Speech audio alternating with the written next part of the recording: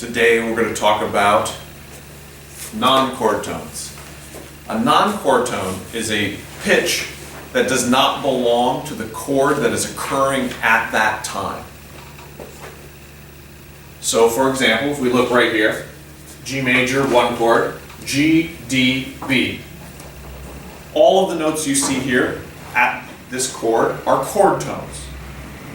If I were to add a note that was not a G, D, or B, that note would be a non-chord tone. One of the challenges with analysis is if you see a bunch of pitches, is deciding what notes are part of the chord and what note or notes are not. And that's not something we've had to do yet. At this point, everything that you see is a chord tone. And there's a few examples every now and then where we would look and we'd see something that was indicated for us to not be a chord tone. It's a lot harder when you're not told which ones are the chord tones and which ones are the non-chord tones. So you have to analyze and say, well, which one of these chords can be put into a group and which one doesn't belong within the group. So we're going to start by trying to learn how to do that by looking at the different the common types of non-chord tones, so NCT, non-chord tone. And in each case, a non-chord tone has to be prepared a specific way, meaning the note that comes before it, and it needs to be resolved in a specific way. So the preparation and resolution. If I were to say, instead of having this B here, I would turn this B into a quarter note, and then add another quarter note, C, right there. And you were to look at that and say, well, what chord is this? And then you just pretend you didn't know it was a one chord, and you saw G, G, D, B. Well, that's obviously a one chord on beat 1. Beat 2, the B turns into a C. Well, what chord is G, G, D, C? No chord. We have no chord that makes up those notes. So you then have to say, well, okay, is this C part of the chord, or we now recognize something new? It is a non-chord tone. It could be a non-chord tone. In this case, it is. How is it prepared? By step or leap? Well, the answer is by step. How is it resolved? By step in the same direction.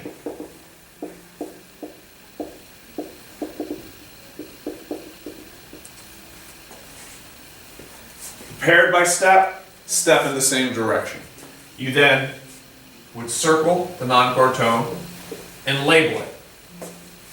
If that non-chord tone occurs in the soprano, you circle and label it above the staff. If it occurs in the alto, you circle it and label it below the staff. If it's in the tenor, above the bass clef staff. In the bass, you circle and label below the bass clef. So, non-chord tone labels for soprano, alto, tenor, and bass. That is how you would label that. A couple other things that you need to know about the passing tone. It is normally metrically weak on a weak beat. So in this case, beat 2 is a weak beat. It doesn't have to be. It can be on a strong beat, but it's more commonly found on a weak beat. You can have a passing tone that, if you look, goes up the scale, and in which case you would call it an ascending passing tone. It could also be descending. So the direction doesn't matter. Step up or down. As long as you step in the same direction upon resolution, you have a passing tone. So let's listen, hear what that would sound like. Our original example, and I'll just play the first two chords. With the passing tone.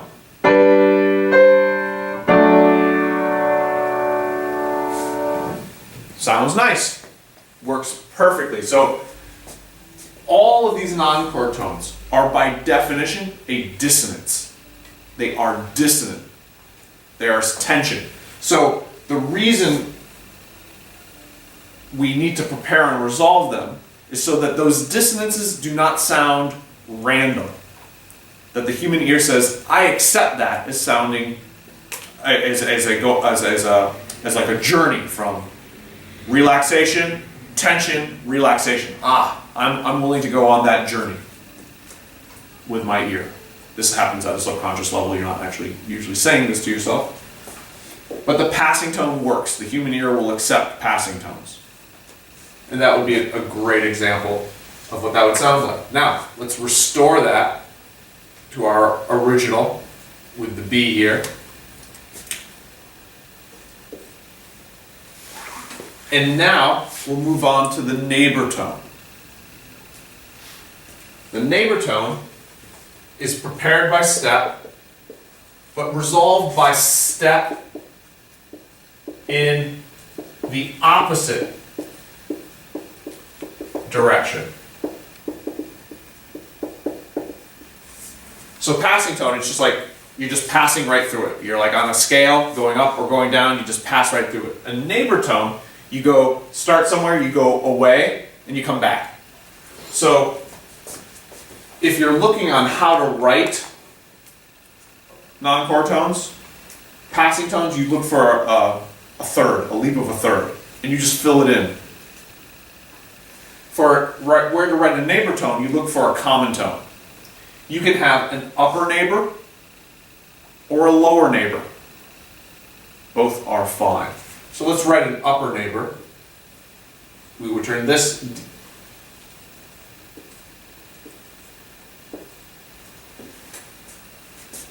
Whenever you're adding non-chord tones, and this is something you'll be asked to do, you reduce note values to add in new notes.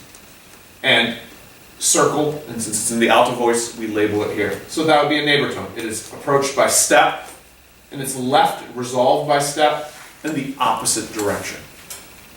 I could have had it go D down to C and up, which would have been a lower neighbor.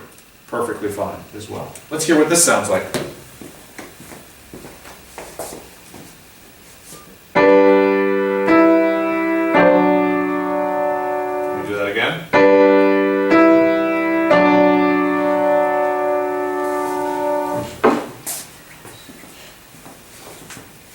Neighbor tones are also most frequently on a weak beat. Most frequently on a weak beat. Just like we could have ascending or descending passing tones, we can have upper or lower neighbors. So I'm going to add some extra words here. Ascending, descending.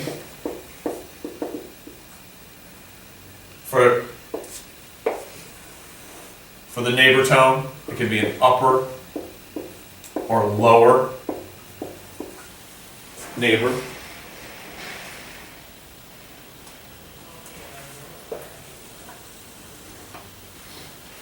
Then our next one is the suspension.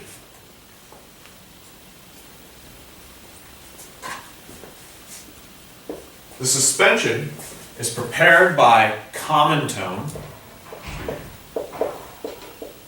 and resolved down by step. It occurs on a strong beat.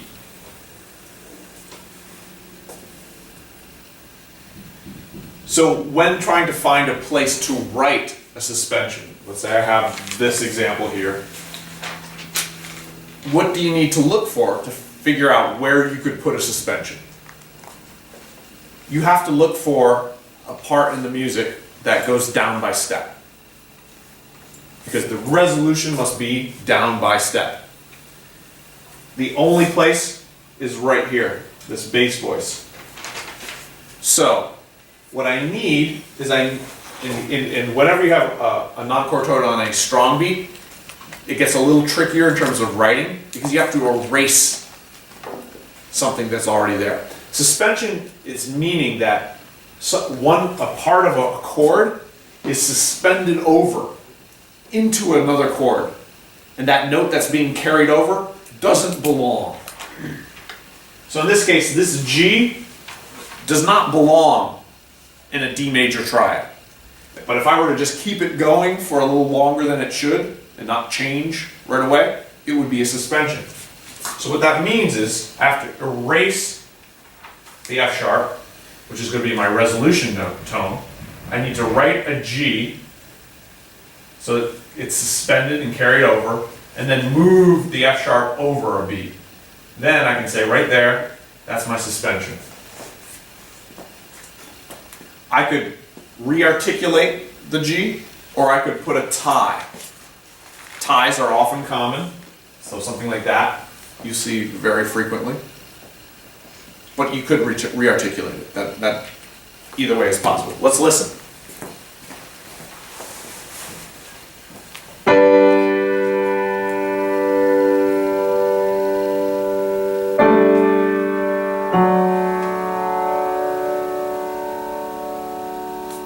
See how cool that sounds? Let me do it again.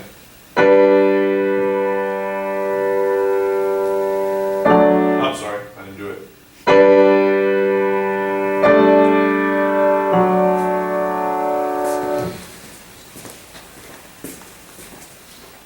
These non-chord tones can happen in any voice. This one happens to occur in the bass voice. With suspensions, you label the kind of suspension it is. You figure that out by what creates the biggest dissonance with the suspension.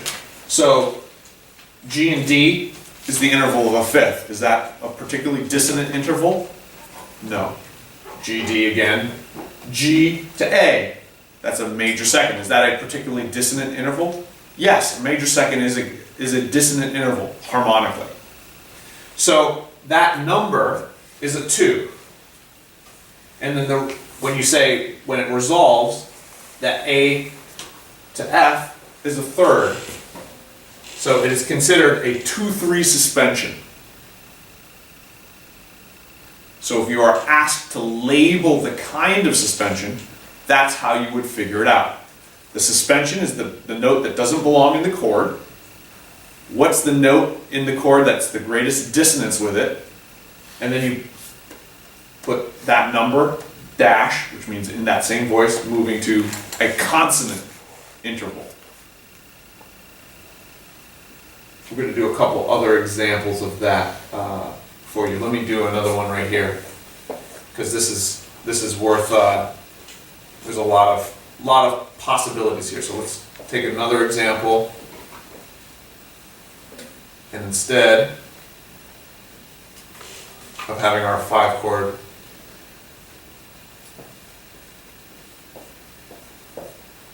one, 5, 6. Where do you do suspensions? Wherever you have a step down. Where do I have a step down now? This B to an A. So I can suspend the B into the 5-chord.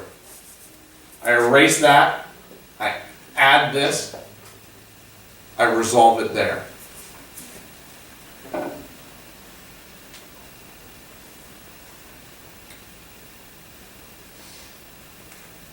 And actually, I would like to change this a little bit to something that's going to be a little more commonly seen.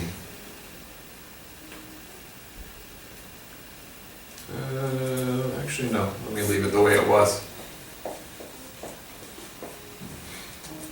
Let me play what that sounds like for you. So we start again here.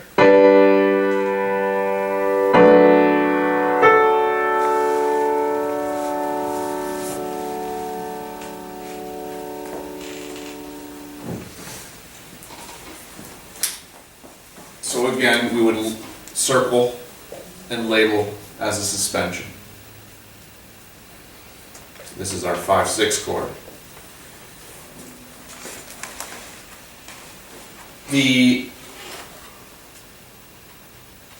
We're going to come back on. I want to come back on how we would label this. Okay, so let's just leave that for now.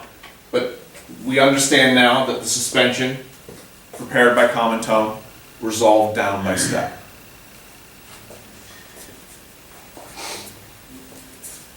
In the example of a retardation, retardation is kind of the opposite of a suspension. It is prepared by common tone as well, but it resolves up by step. It is also on a strong beat. So, you look for a step up in the music.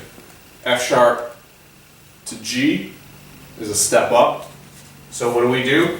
We have to take this F sharp and carry it over. So we play another F sharp here, we erase that note, put the F sharp and resolve in a delayed fashion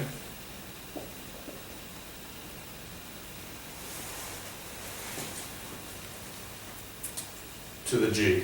So it would look like that. I'll just play, I'll play what's written there so you can hear the suspension and then compare it with the retardation.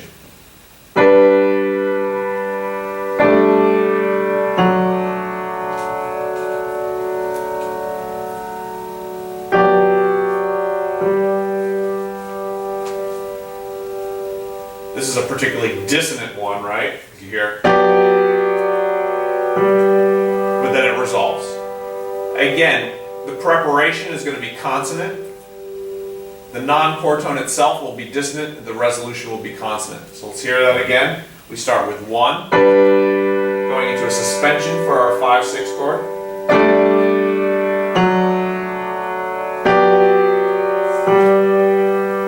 And a retardation back into our 1 chord. Prepared by common tone, resolved by step. When you need to analyze these things, you have to determine what note doesn't belong in the chord. So when you get to here, if this hasn't been labeled for you, you're looking at F sharp, B, G, and D, and you say to yourself, I have no idea what chord that is. So then, if you get to that point, look forward a beat and say, well, if I left one of those notes out, like the F sharp, and just use the G, G, B, G, D, oh, well, that makes a ton of sense. This must be the non-chord tone. You then circle it, and then you say, well, what comes right before it? What comes right after it? And then you should be able to figure out which non-chord tone it is. Our next non-chord tone is an appoggiatura. An appoggiatura is approached by leap and resolved by step in the opposite direction. It normally occurs on a strong beat. So let's restore our example here, what we had originally.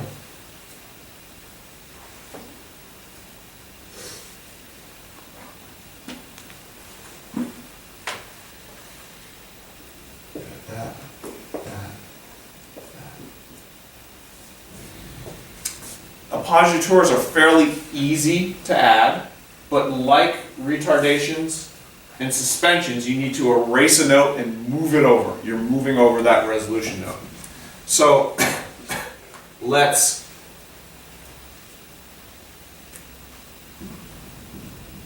put one right here. So I'm going to erase this one. I'm going to get to that G a little bit later. I'm going to leap into an A, leap up into an A, resolve down by step. Appoggiaturas can either be leap up or leap down. The direction doesn't matter. I circle the A because that's not part of the chord. I label it APP for appoggiatura. Let's hear what it sounds like.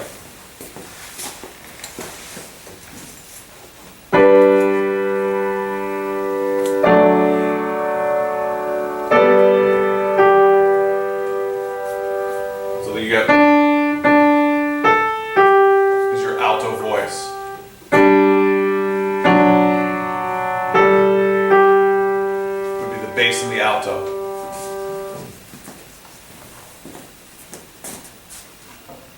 The escape tone, so suspension and retardation, they're kind of like the opposite of each other. Appoggiatura, escape tone are kind of opposites as well. Let me explain.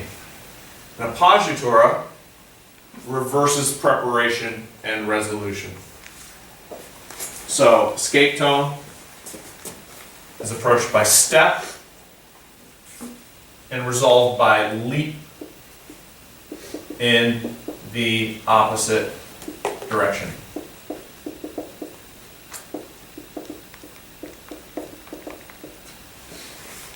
Again, escape tone. Approached by leap, resolved, leap, approached by step, resolved by leap in the opposite direction. So here, approached by step,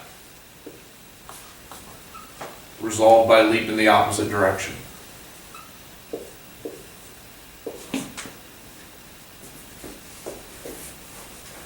Let's hear what it sounds like.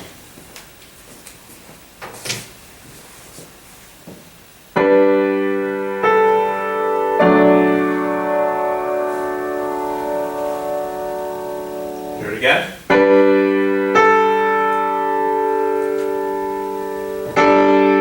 That's not a chord, right? You can hear that at this moment there is no chord occurring fully.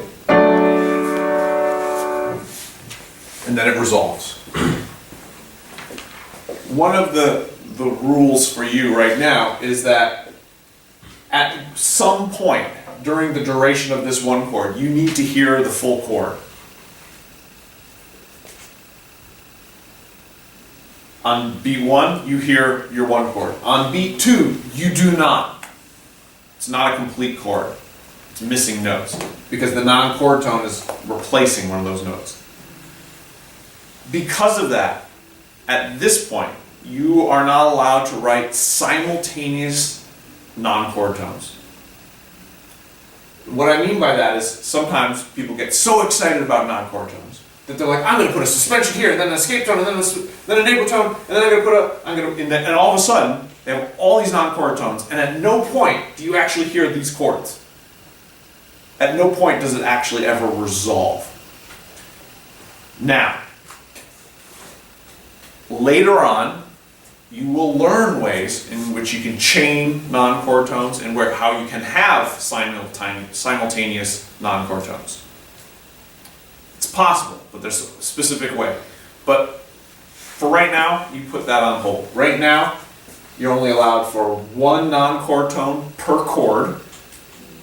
One non-chord tone per chord. And you should double check and make sure that at some point during the duration of that chord that you've labeled, you hear that chord with all the notes with no other non-chord tones interfering with how the ear is going to hear it. What that's going to do is give you the clarity. You can't go wrong if you follow those two directions, right?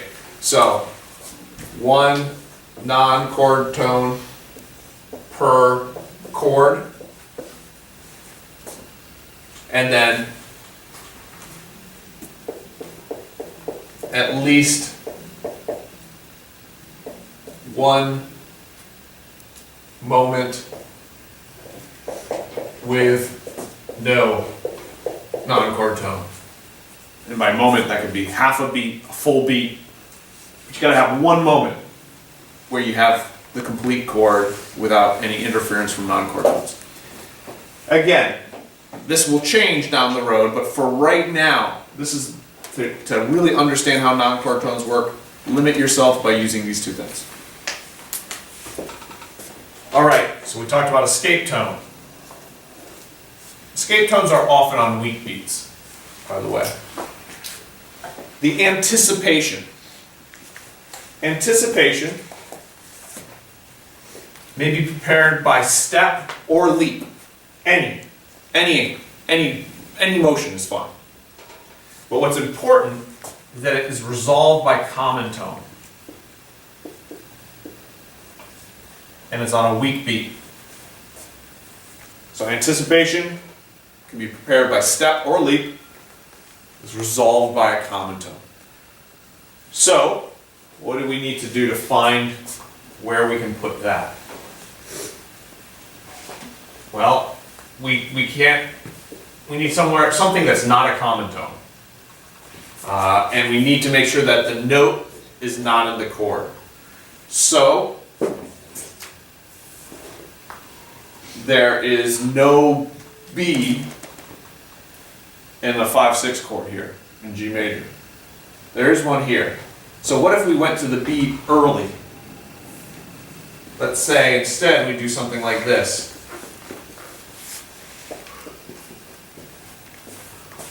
And you'll find that anticipations are often dotted note values. You have a dot and then a da-dam. And this note right here, this B, rhythmically is happening during the 5/6 chord, but it doesn't belong to that chord. It belongs to the next chord.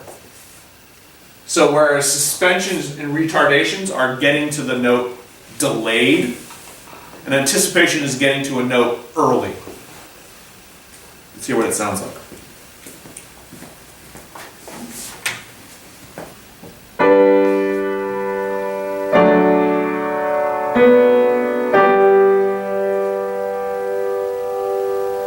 Let's hear this bass and tenor.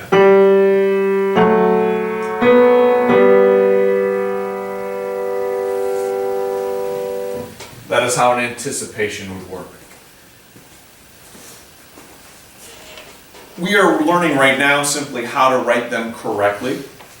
Non-chord tones are a little bit more of a challenge in that some definitely sound better than others. And they sound better in certain places and in certain voices. The soprano is like the most common place to find non-chord tones, especially certain types. But not for all types. So for example, passing tones you find very frequently in the bass.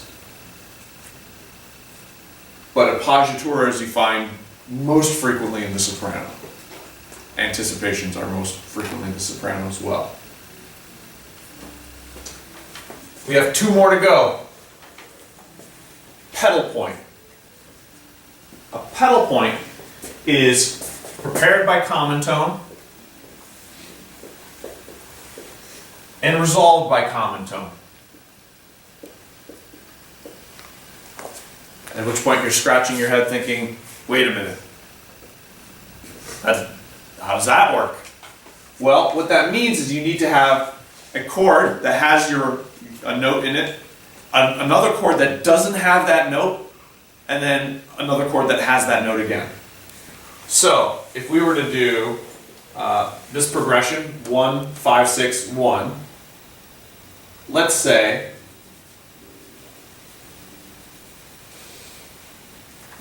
we put the G down here, keep the other G here. Now, we know this is going to go to our F sharp, and we do that here in the tenor instead, and we change this up to, let's say, an A. Not worry about what's going on. Actually, we do need to worry about that. We keep the G, we keep a G, G,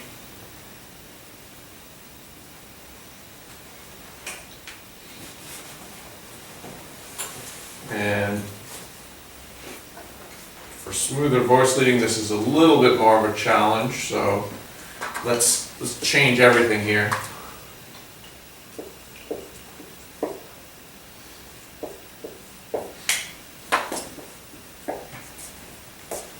And write that. So, G, F sharp, D, A. Not a chord that you are normally analyzing. And if we were to listen to that chord in isolation,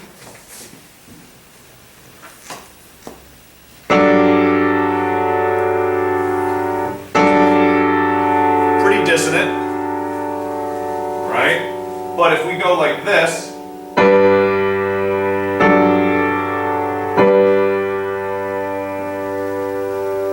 we're going from consonance, dissonance. The suspension is king for pop music. Let me just revoice it a little bit and make it not sound like classical music.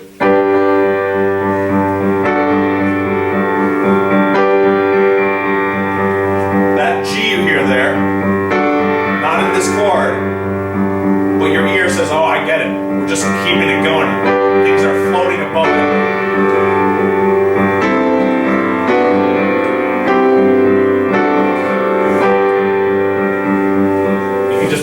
play tons of chords, and the ear's like, well, I get it. This is not just something random, we're just keeping it going. It's a pedal point. It was very popular and very common in organ music. Pedal points are often in the lowest voice, but they don't have to be. They can be in other voices as well. But you'll notice, you have to circle that, label it PED, approach by common tone, resolve by common tone. Our last non-chord tone is really non-chord tones. It's called a neighbor group.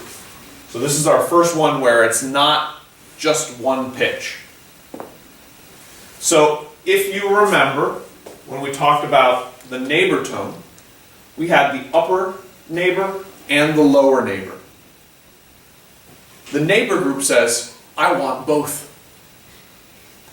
So you do the same thing. You say, I'm going to find a common tone, and I want the upper neighbor and I want the lower neighbor.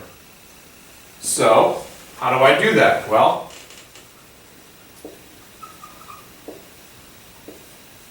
let me give a little more room so that's not quite so sloppy. So G. I turn this D into a quarter note. I write in the upper neighbor. I leap to the lower neighbor. I circle them both, label them neighbor group. D, D, upper neighbor, lower neighbor. Circle the two, neighbor group. So this one's a little different because it's prepared by step and it's resolved by step in same direction.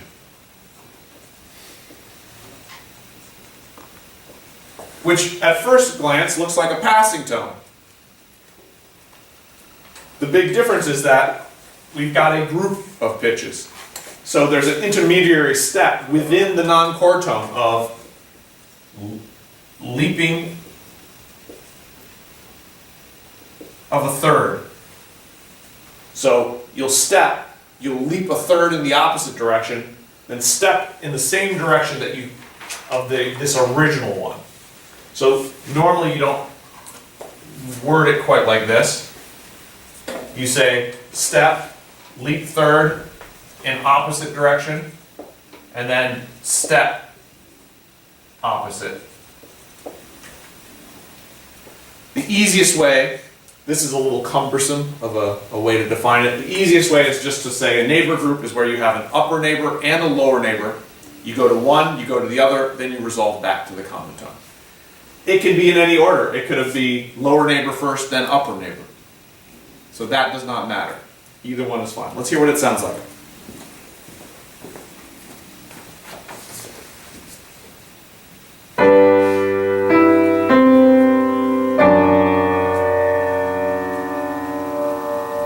All right, we're getting as our alto and soprano voice. Upper and lower neighbor. So, you now have, normally on a weak beat, let me put that in. You now have the common non-chord tones that are going to be used. The last thing that I do want to talk about, and I promised to come back to it, I did not forget, but I wanted to put it in a different context, is labeling other suspensions. So, if we are going from, let's say, a 5 chord to a 1 chord, let's say D, A, F sharp, D, and then we're going to G, G,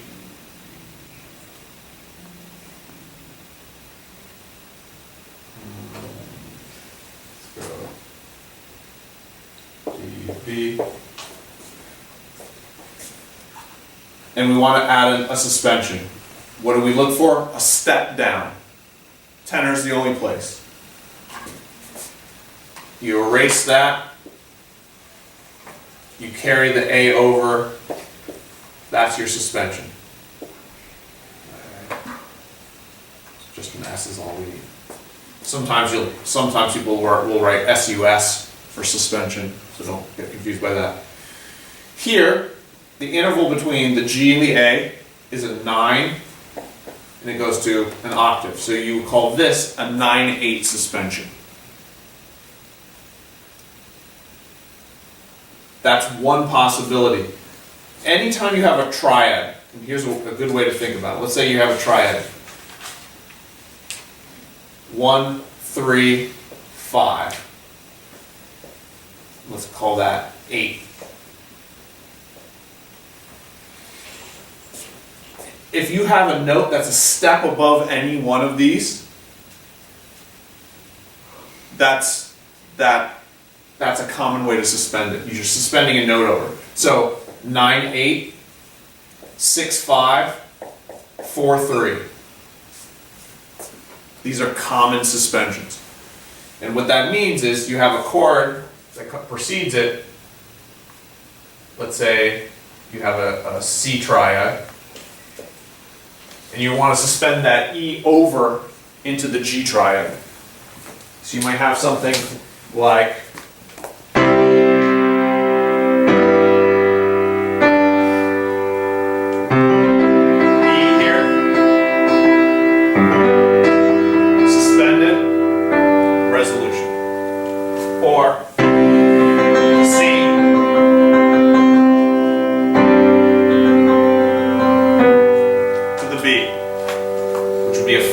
suspension. So often between 4 chords and 1 chord, so you have tons of great options. Suspend the 4, suspend the 6, and then resolve it down. And with the 5 chord, like I showed right here, the 9/8 suspension is a great possibility. You're always looking at the number and how it resolves into that chord. Now, the reason I didn't use that first one is because when you put these chords in inversion, it becomes a little bit more challenging. You start getting numbers like 7/6 resolutions and things like that. That's okay. And we're going to talk about that as we start analyzing, which is what we will be doing in our next lesson. Thank you.